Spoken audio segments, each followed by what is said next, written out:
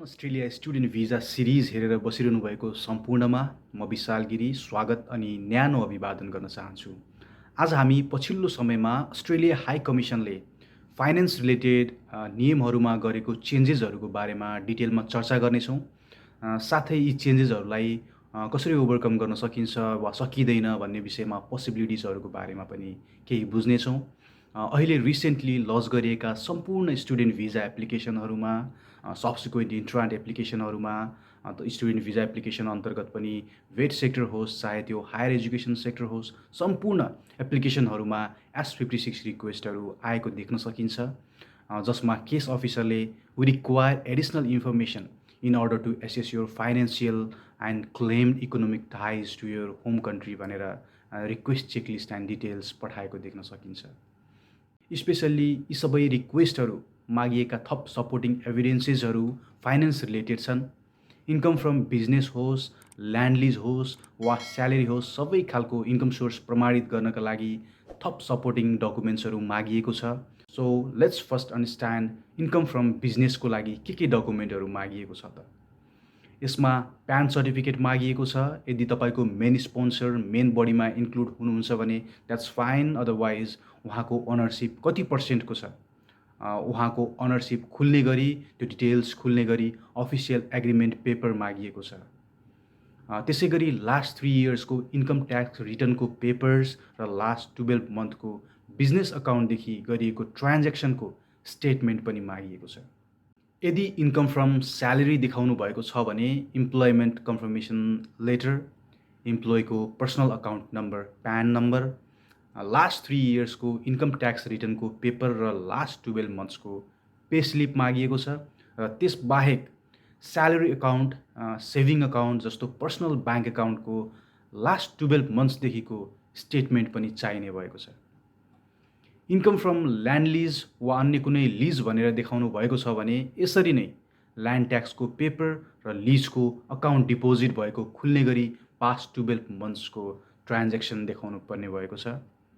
अब कुरा गरौँ फन्ड सोको विषयमा। हामीमध्ये कतिले ब्याङ्क डिपोजिट देखाइरहेका छौँ भने कतिले एजुकेसन लोन देखाइरहेका हुन सक्छौँ। ब्याङ्क डिपोजिटको केसमा यदि source of income land sale भनेर डिपोजिट गर्नुभएको छ, त्यसरी देखाउनु भएको छ भने अब तपाईँले आफूले बेचेको र अर्को व्यक्तिले किनेको खुल्ने गरी land ownership certificate, land sale भएको मितिदेखि अहिलेको मितिसम्म डिपोजिट भएको कभर हुने गरी ब्याङ्क स्टेटमेन्ट र ल्यान्ड सेल हुनुभन्दा अगाडिको विगत 3 वर्ष अगाडिदेखि तिरेको रसिद जुन तपाईँले वडा कार्यालयदेखि विडिसी वा म्युनिसिपालिटीदेखि प्राप्त गर्न सक्नुहुन्छ, त्यो रिसिप्ट पनि मागिएको छ। यदि तपाईँले फन्ड सोमा एजुकेसन लोन देखाउनु भएको छ भने एजुकेसन लोन एप्रुभ भएको मितिदेखि डिस्बर्स भएको कलेज वा युनिभर्सिटीलाई पैसा तिरेको र अहिले पनि एक्टिभ नै रहेको खुल्ने गरी एजुकेसन लोन अकाउन्टको स्टेटमेन्ट मागिएको छ। त्यसबाहेक तपाईँले यदि एजुकेसन लोनको लागि as a collateral land use गर्नुभएको छ अथवा कुनै जग्गा देखाउनु भएको छ भने लास्ट 3 इयर्सको ल्यान्ड ट्याक्स रिसिप्ट्स पेश गर्नुपर्ने भएको छ। अझै पनि अस्ट्रेलिया हाई कमिसन रिप्रेजेन्टेटिभहरूसँग औपचारिक अनौपचारिक रूपमा बैठक बस्ने, वेबिनारहरू गर्ने क्रम जारी नै छ। हाई कमिसन डकुमेन्ट्सहरूलाई लिएर त्यति फ्लेक्जिबल भएको देखिँदैन, तर पनि अलिकति फ्लेक्जिबिलिटीको लागि रिक्वेस्ट भइरहेको छ। कोड अफ कन्डक्टको कुराहरू चलिरहेको छ। त्यसैले अहिलेको परिस्थितिमा केही समय होल्ड गर्नु उत्तम विकल्प हुनसक्छ। जसले सिओई हातमा लिएर बस्नुभएको छ, वेटिङमा हुनुहुन्छ वा लगभग सबै डकुमेन्ट्सहरू रेडी भएर बसिराख्नु भएको छ, उहाँहरूलाई सबैभन्दा गाह्रो अवस्था भनेको उहाँहरूलाई भएको देख्न सकिन्छ। I feel really bad for them. यदि अस्ट्रेलिया नै गर्ने हो भने to be honest this is not the best time to apply. पहिले जसरी नै 2-3 महिना अगाडिदेखि मात्र डकुमेन्ट बनाएर अप्लाई गरेर हुन्थ्यो भने अहिले त्यसरी गर्न मिल्ने अवस्था छैन।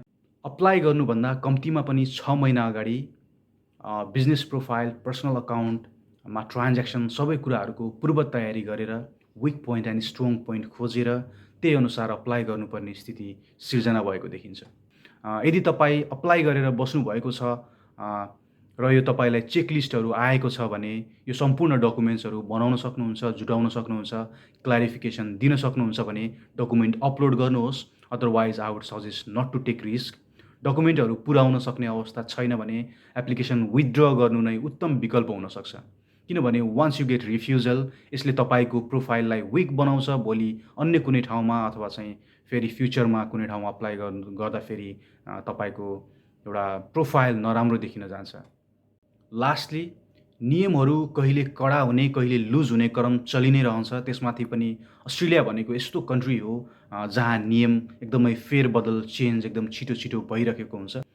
अब यो नियम लागू भएसँगै र हालसालै जतिलाई पनि डकुमेन्टहरू मागेको थियो, कतिले आफूले सक्ने पुग्ने डकुमेन्टहरू बनाएर सबमिट गर्नुभएको छ भने कतिपयले विथड्र गर्नुभएको छ। सपोर्टिङ डकुमेन्ट पठाएसँगै हाई कमिसन अब कतिको फ्लेक्जिबल हुन्छ हुँदैन, त्यही अनुसारले पनि हामीले अब आउने निर्णयहरू लिनुपर्ने गर्नुपर्ने हुने देखिन्छ। अब यो नियम लागू भएसँगै र हालसालै जतिलाई पनि यी डकुमेन्टहरू मागेको छ, यी सबै कतिले आफूले सक्ने पुग्ने गरी पठाउनु भएको छ भने कतिले चाहिँ विथड्र गर्नुभएको छ, जतिले पनि यो डकुमेन्टहरू पठाउनु भएको छ, जतिले अप्लाई गर्नुभएको छ, उहाँहरूको नतिजा अहिलेसम्म आइसकेको छैन। यो सपोर्टिङ डकुमेन्टहरू पठाएसँगै अबको नतिजा कस्तो आउँछ, कतिको फ्लेक्जिबल हुन्छ वा हुँदैन, त्यही अनुसारले हामीले पनि निर्णय लिनुपर्ने, त्यही अनुसारले हामीले कामहरू अगाडि बढाउनु पर्ने हुन्छ। Once I get any updates regarding any changes, then I will definitely let you know, guys. Till then, stay tuned. Best of luck. Best wishes.